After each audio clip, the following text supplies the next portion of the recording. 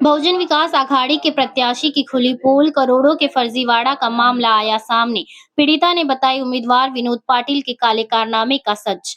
नमस्कार, मैं हूं कोमल गुप्ता और आप देख रहे हैं खबरें पूर्वांचल न्यूज। बहुजन विकास अघाड़ी से वार्ड क्रमांक 6 के प्रत्याशी विनोद सुदाम पाटिल के खिलाफ आरोप लगाया जा रहा है। बता दें कि वार्ड क्रमांक 6 के प्रत्याशी विनोद पाटिल पर फर्जीवाड़ा और धमकाने के आरोप पीड़िता द्वारा लगाया गया है, जिसके बाद अब पीड़ित परिवार न्याय के लिए दर दर की ठोकरें खाने को मजबूर है। आइए सुनते हैं पीड़ित का क्या कुछ कहना है। नमस्कार, मी अरविंद राय, भारतीय जनता पक्षातून बोलतोय। हे आहेत आपले संतोष सोमा गुलामडे आणि त्यांची पत्नी स्वप्नाली संतोष गुलामडे यांच्या प्रकरणाने वार्ड क्रमांक 6 मध्ये बहुजन विकास आघाडीचे उमेदवार विनोद सुदाम पाटील यांना खोटा प्रकरणामध्ये यांच्या 3 चालीच्या रूम तोडून टाकला आणि यांच्याकडून कमीत कमी 1,50,00,000 घेतले। 1,50,00,000 रुपये यांच्याकडून घेतले आणि यांना 6 रूम अनधिकृत बिल्डिंग मध्ये दिलाय आणि त्या बिल्डिंगचे त्यांनी सांगितलं की ते सिडकोची बिल्डिंग मध्ये देणार, व्हीबीएमसी अप्रूव्ड बिल्डिंग मध्ये देणार, पण ते लोड बेरिंग बिल्डिंग मध्ये देऊन टाकलं आणि त्याचा पेपर पण नाही देत। यांच्यावर हे ऑफिस मध्ये जेव्हा जातात पेपर मागायला तेव्हा यांना मारहाण करतात। यांनी केस केलाय, याच्या FIR पण रजिस्टर्ड आहे। तो 1-2 दिवस जेलमध्ये पण जाऊन आलाय। मला वाटतं याच्या पोलीस पण सहभागी आहे, कारण त्यांनी काहीच ऍक्शन घेत नाही। असा माणूस नगरसेवक बनणार बहुजन विकास आघाडीमधून तर लोकांची काय हालत होणार। असं गरीब माणसांना फसवणारे असं माणूस याला तिकीट कसं भेटतं हे आम्हाला काही कळत नाही। मी संतोष सोमा गोलामडे, मी 2008 पासून विरारमध्ये राहतोय। माझी आमचे विकासक विनोद सुदाम पाटील यांच्याकडे मी पहिले चालीमध्ये रूम घेतले 3, तिथे नंतर 2013ला त्यांनी बिल्डिंग बांधायला घेतली।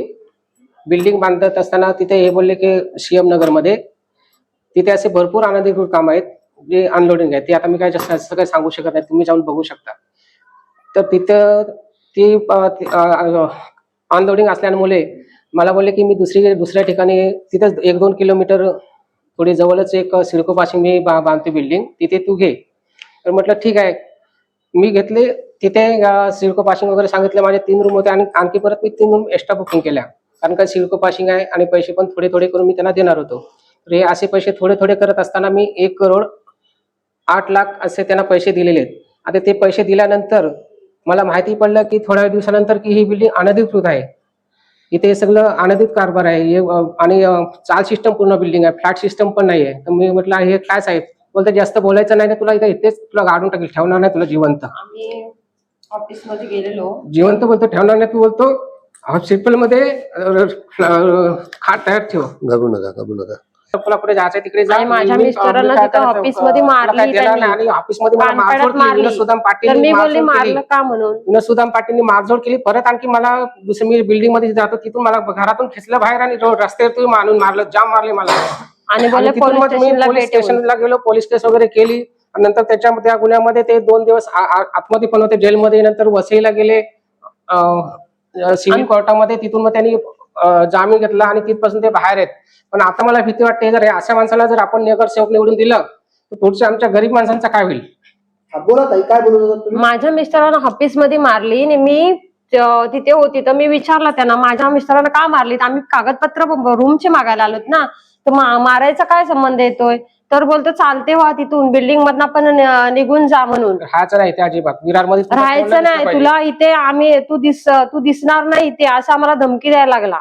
मग मी त्याची बायको नगरसेविका होती, तर मी तिला फोन केला की असं असं बोलतायत, आमचे कागदपत्र द्यायला तयार नाही। तर ती बोलली असं कुठे बोललं झालं का। मी बोलली बोललं म्हणजे झालं मॅडम, आम्ही तुम्हाला सांगतो की तुमचे मिस्टर तुम्ही नगरसेविका आहेत, मग आम्हाला पण मदत करायला पाहिजे ना।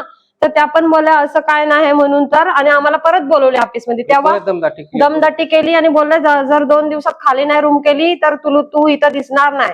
मग आम्ही काय इथे ना सामान्य माणसाने आम्ही इथे राहायचं नाही का, असा आम्हाला प्रश्न पडलाय आता। आणि आमचे एवढे करोड गेलेत, मग आम्हाला रूम तरी नावावरती करून देत नाही, आणि तुम्ही जनतेसाठी करणार की सामान्य माणसासाठी करायला पाहिजे ना काहीतरी। माझं नाव हर्षद लक्ष्मण घोड आहे, मी त्या सिद्धिविनायक बिल्डिंग मध्ये राहतो। त्या बिल्डिंगचे विकासक विनोद सुदामा पाटील, या विकासकांनी आमची पहिली चाळ होती, त्या चाळीवरती त्यांनी रूम बांधली आहेत। पण रूम बांधताना त्यांनी आम्हाला सिडकोचं आश्वासन दिलेलं होतं. माझ्या गाळ्या होता तिथे. त्या सिडकोचं आश्वासन देताना त्यांनी प्रत्येक माणसाच्या कडून ज्यांचा 200चा रूम होता त्यांच्याकडनं 1,20,000 रुपये आणि ज्यांचे 300चा रूम होता त्यांच्याकडनं 2.25 लाख रुपये त्यांनी घेतलेले आहेत. आणि आम्हाला सिडकोचं स्वप्न दाखवलं आणि त्यांनी अनधिकृत बांधकाम करून तिथे बिल्डिंग बांधलेली आहे. तो जो त्याच्यामध्ये जो माझा गाळा होता त्या गाळ्याच्या संदर्भात त्यांनी मला एक रूम आणि गाळा देण्याचे ठरवलं होतं. त्या गाळ्याचे माझ्याकडे पेपर सुद्धा आहे आणि त्यांनी दिलेली ॲग्रीमेंट ह्या सुद्धा माझ्याकडे आहेत. आणि त्या ॲग्रीमेंटच्या द्वारे मी 2011 पासून त्यांच्या मागे लागलेला आहे की आज 2026 आलेला आहे. मला दुकान गाळा कधी देत आहे, पण ते माझा दुकान गाळा देत नव्हते. त्यांनी मला सांगितलं की दुकान गाळा देत नाही, मी तुम्हाला 3 रूम देतो. सिडकोचे माझे जे रूम बनलेले आहेत तिथे रूम देतो. त्यांच्यासाठी मला 10 नंबरचा रूम आहे. तो आता या निर्मळ या रामचंद्र निर्मळ आहेत त्यांच्या नावावरती जो केलेला आहे. हा रूम माझ्या ताब्यात दिलेला आहे त्यांनी. पण त्यांनी त्याला जे पेपर लावलेले आहेत ते पण पेपर सर्व फ्रॉड लावलेले आहेत. त्याच्यामध्ये घरपट्टी वेगळी लावलेली आहे, 7/12 वेगळा लावलेला आहे, त्याच्यामध्ये लाईट बिल वेगळं आहे. तरी सुद्धा बँक येऊन मला सतवते का? कारण माझे जो गाळा आहे त्या गाळ्याची 90 लाख रुपये किंमत ठरते. त्याप्रमाणे मला त्यांनी 3 रूम द्यायचे ठरवले. त्या 3 रूमचे 2 रूम वरती अजून रिकामे आहेत. पण त्याची पण किंमत जर पकडली तर सुद्धा या सिडकोच्या हिशोबाने पकडली तर 90 लाख रुपये होत नाही.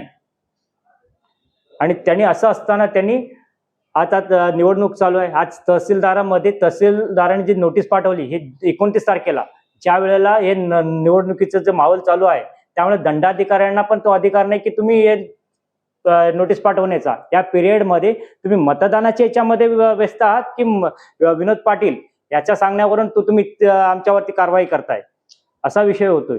आणि आता विनोद पाटील निवडणुकीच्या रिंगणात आहे, त्याबद्दल काय बोलाल? मी त्यांना असं सांगेन की सर्व जनतेला सांगेन की विनोद पाटील यांना निवडून देऊ नका. कारण त्याच्यासाठी आम्ही आता हे 4 जण आम्ही समोर आलेलो आहोत, पण याच्या व्यतिरिक्त आणखीन लोक आहेत. आणि आम्ही त्या आणखीन लोकांनी जाऊन निवडणूक आयोगाकडे उद्याला जाऊन आम्ही त्याच्यासाठी हे करतो. आजचा दिवस त्यांना मोहलत मिळालेली आहे.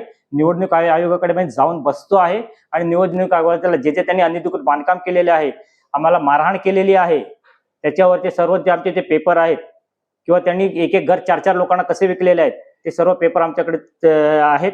ते घेऊन आम्ही कमिशनर साहेबांकडे पण जाणार आहोत आणि त्यांच्या इथे पण आम्ही MPIDची आम्ही अपील करणार आहोत.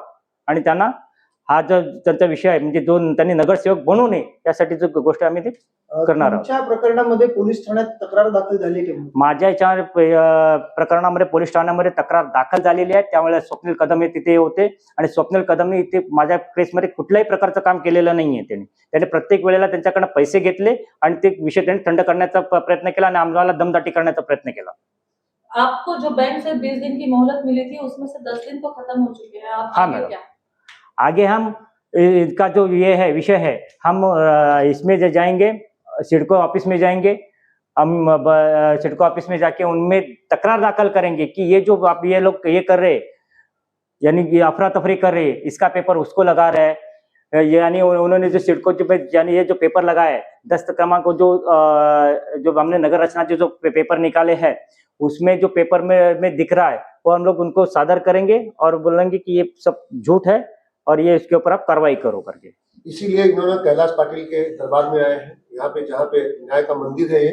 और ये हम भी आश्वासन देते हैं कैलाश पाटिल काका की तरफ से कि इनको कैलाश काका पाटिल इनको न्याय दिलाएंगे और इनको सहयोग करेंगे.